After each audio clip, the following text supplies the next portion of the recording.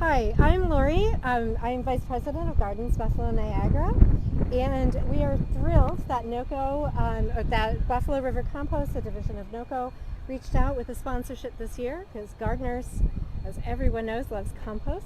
And I am here with Brian Murphy, who is going to give us a tour of the facilities and tell us a little bit about the organization. Good afternoon, everyone. I'm Brian Murphy. Welcome to Buffalo River Compost in the historic First Ward of Buffalo.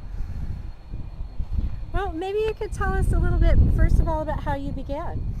Yeah, it's always an interesting story. I've been in the environmental industry for 25 years, had a strong interest in the environment and the outdoors. We had some of our habitat projects with some of our sponsors and partners on the Buffalo River, and we had an opportunity to make our own compost instead of purchasing it.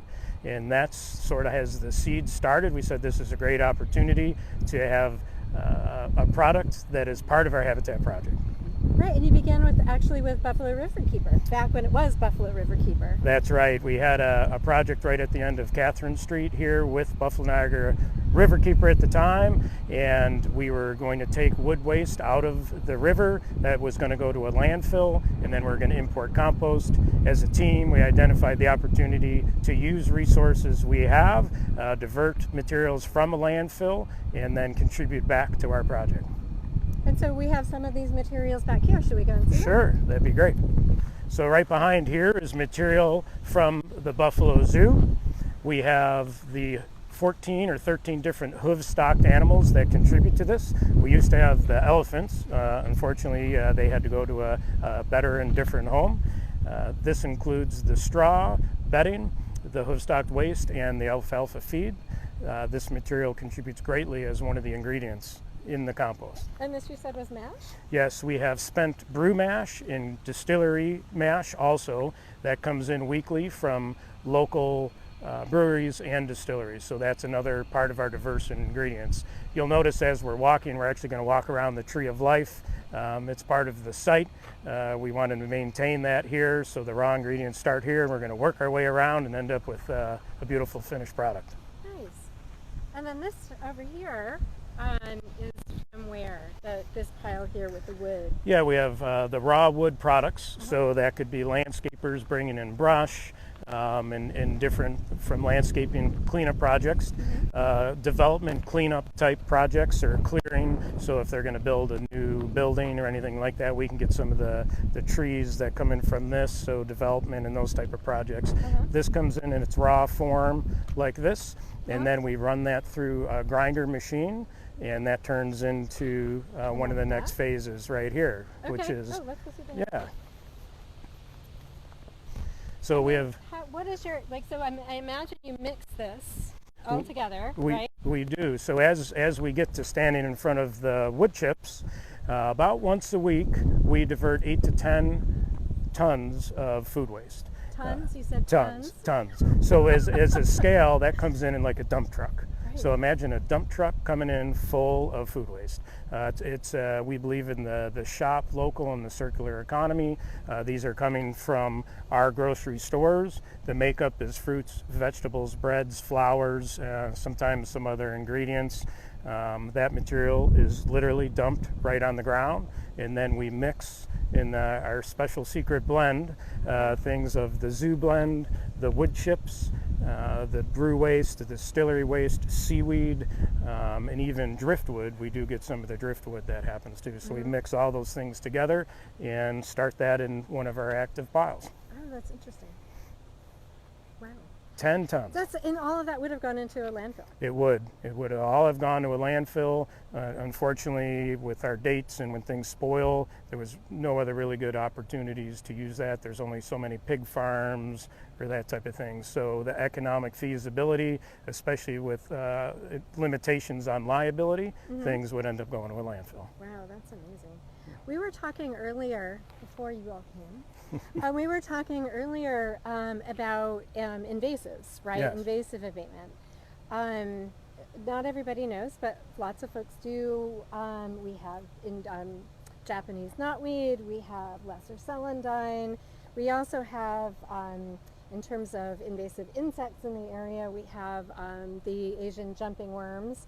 So I was asking about what we do about those, right? So if we're, because you do accept those materials, I understand. We do. It's still a cellulose-based product, which is, what you need is your bulking agent to add that carbon. So any of the invasives that you mentioned, and invasives can mean a lot of things, but they're obviously not supposed to be here in this ecosystem. Right. So that Japanese knotweed, in particular in the Buffalo River, was very prolific, including this site and others. So on all our habitat sites, we're trying to manage and mitigate that. But what do you do with it? So it would be mowed down, and you have to do that carefully because it does fragment and can spread. So you don't want that to end up blowing away or into the river and go into a new site. So we have worked with the Army Corps of Engineers and the EPA and Waterkeeper and other project partners to take those invasive species like the knotweed, and then we would run them through a wood chipper, believe it or not, and that would make it a more homogeneous, consistent grain size. So now you have a pile of cellulose, and then we blend that into our process. These aren't always recommended for home back composters because you don't always have the volume and you don't always get the same temperatures. So we blend that in with our super secret mix again, and in the beginning we run our piles quite hot based on our volumes and the ratios, so they can get 160 degrees plus for a certain amount of days. So we meet the federal and the state regulations on how to control, and that's vectors. So we track that. We take temperatures on site almost daily. That's all tracked into a spreadsheet. Once the vectors are rendered inert at that stage, we get into more of a pasteurization type procedure for the next few months, which renders all the pathogens inert at the same time. Right, and this is really important because we know that some of these invasives have been transported in mulch, for instance, and in compost. So knowing that you're getting that the compost has been cooking at such a high temperature, it actually makes it so that we're not going to be spreading all of those invasives. That's right, invasives or even natives, because you really don't want to transport any into an area you don't want. So our piles will steam all winter long, regardless of snow or rain or any environmental conditions. Even when they're mature, they have a strong microbial and fungal community, so their natural environment is still slightly exothermic, and it could run 120 degrees. At that point, you'll notice there's no weeds growing on any of our finished piles, even if they're left unattended for months. And then when you end up putting it in your garden or wherever you use it as an amendment, you're not transporting any materials that you don't want. Right, right. Super important. Yeah. So shall we continue our tour? Sure. Okay, what else do we have to see? As we head over this way, this is one of our most immature piles. So things tend to start at this part of the site and move their way over to this direction. So this material, it's almost like a layer cake. We take everything that we mentioned and we start to sort of layer that together. At that point, it's very inefficient, and what you really want is to give it some time for the microbes just to, and all your ingredients to sort of relax and start for the process. Then we mix them in a static windrow procedure. So we will turn the windrows back and forth for months.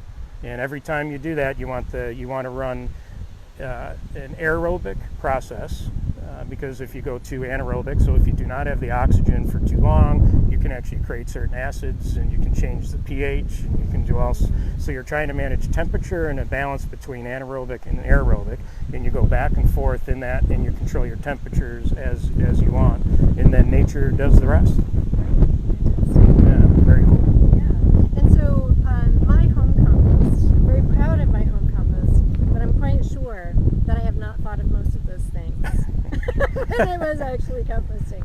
Is there a benefit of getting of your compost in comparison to home compost? Well, or can we just compare them? Yeah, we could compare them. Home composting operations vary on the size and the ingredients and the maintenance. Do you have a turner? Is it a static pile? And then what are you putting in the beginning? So our compost often benefits from the diversity which is huge. If you just put in eggshells and maybe some plant matter, it will break down and it'll turn into a compost, but you might not have the same nutritional and microbial benefit at the end of the day. Our compost, we're part of the United States Compost Council, and as part of that, we're part of the STA, which is the Seal Testing of Assurance program. So we do lab analysis. So when you do the lab analysis, we actually have directions of use that, based on our actual conditions and everything present in the compost, you know exactly how much to use and how to use it. Home composting, some people's are fantastic. Others never really got to the level that needed to break that down as beneficially. Right, and as we mentioned a little bit ago, whenever you have home compost, people say just be careful because whatever you put in there is coming back. Right? Oh, right, yeah. But we wouldn't have the same issue with this compost. No, so everything is transfigured into a soil amendment. So those ingredients, the cellulose-based carbon ingredients that go in, are no longer in the state they were when they entered the process.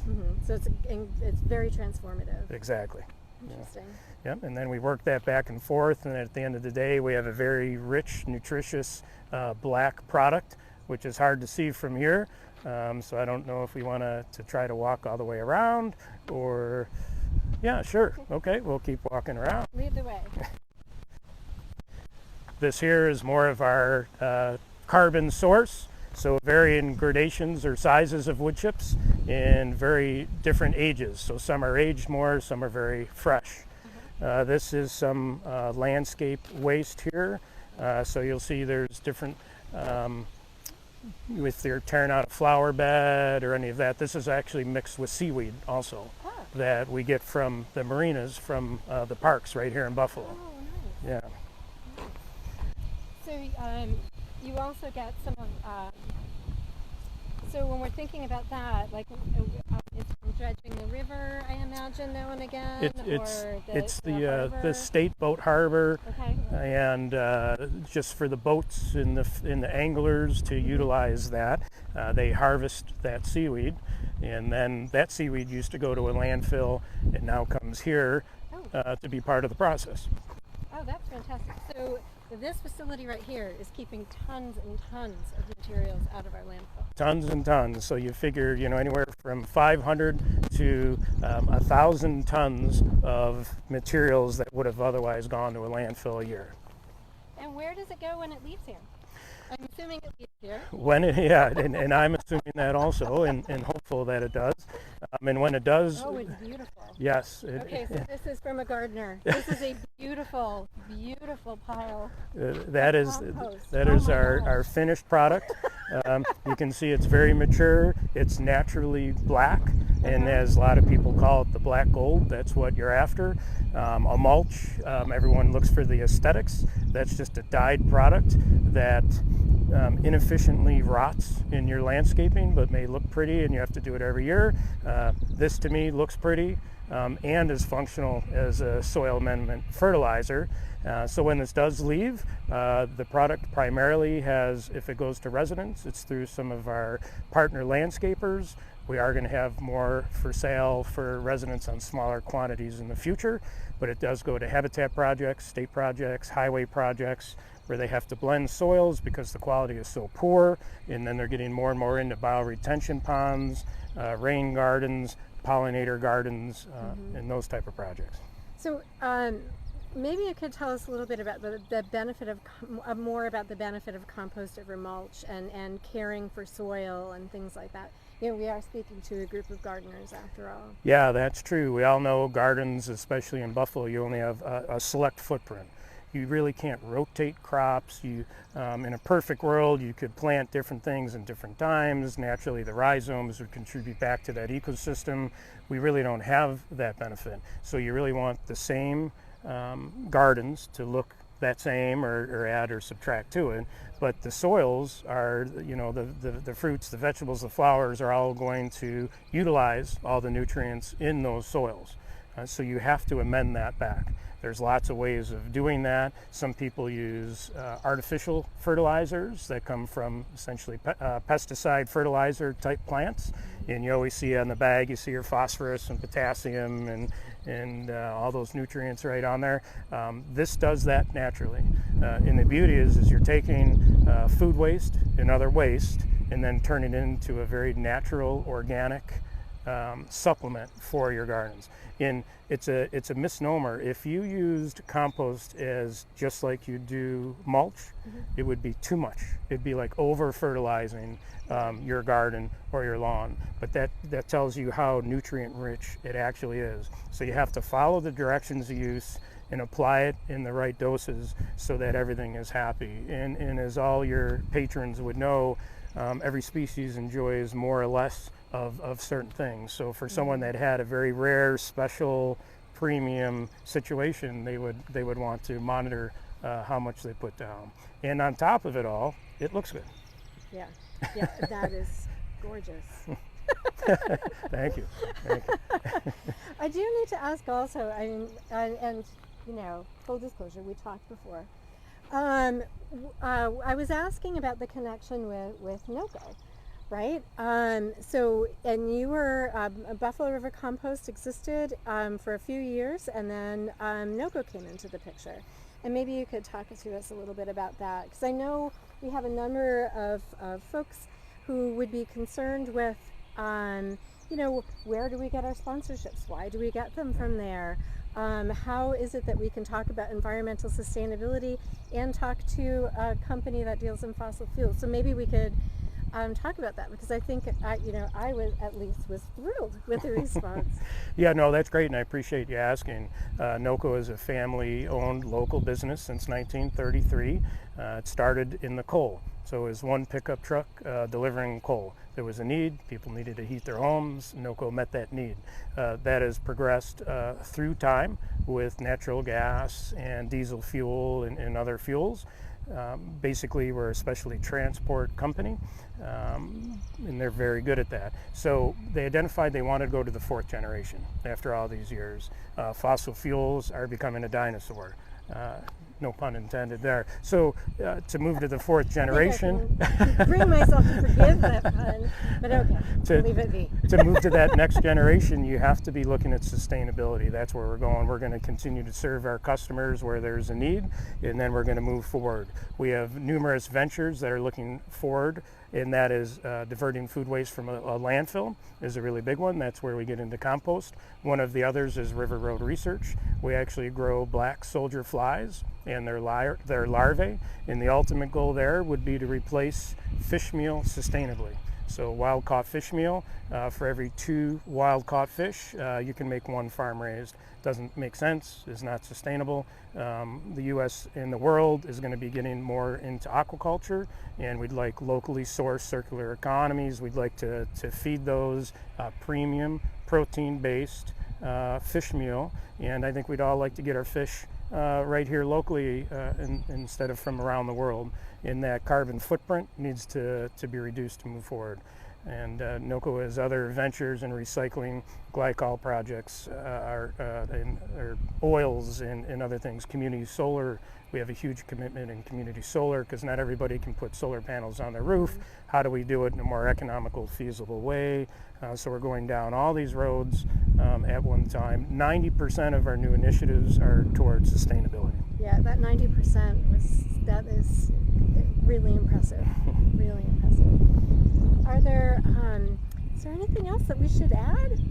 You know, I just think as more people get educated on what compost is, how do we support our local economy, shop local, divert foods and other products from landfills, increase recycling, decrease the use of our chemicals, all these things coming together, it's our social responsibility.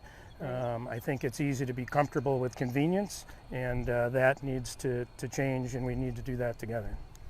Right.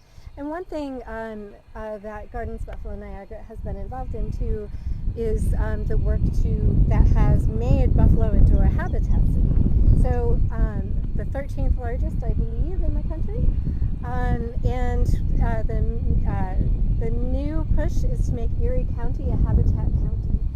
And gardeners are a huge part of that. So the whole Parks Department, of course, but home gardeners are part of the solution. So it has been really fantastic having this tour today. I'd like to sneak some of this stuff, but maybe I won't have to.